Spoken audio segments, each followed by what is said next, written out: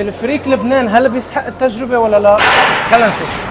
من أشهر المعالم السياحية بلبنان اللي بتربط الساحل بالجبل. سعر التذكرة حوالي $4 للبناني، $9 للأجنبي. تشمل التلفريك وبعدين التران اللي بيوصلك لمزار سيدة لبنان بحاريصة. الرحلة بتاخد 9 دقايق لتوصل على ارتفاع حوالي 550 متر عن سطح البحر. كامل الرحلة حتكون مليانة مناظر بتشدك. رح تقطع فوق اوتوستراد بيروت، أوقات بتمر بين المباني وأوقات بين الأشجار والخضار. هيك تجربة فعلا بتحسسك إنك عم بتشوف لبنان من زاوية تاني، وكل هالمناظر بترافق ابتسامة أهل البلد والطاقم اللبناني البشوش اللي بيخليك تحس قديش هالبلد عن جد كريم وبيحب ضيوفه. أما فوق الاستقبال كله زهور وطبيعة حلوة، وأغاني الست فيروز شغالة بالخلفية بتزيد الجو جمال ودفى. غير هيك فوق في مطعم وكافيتيريا إذا حابب تقعد بهيك أجواء ساحرة قدام منظر بانورامي للبنان. ومن هون بس تخلص بتاخد الترام، رحلة قصيرة بتكمل فيك على المزار وبتعطيك مشاهد إضافية على الطريق. وبس توصل بتستقبلك مباشرة سيدة لبنان فاتحة ايديها باتجاه البحر.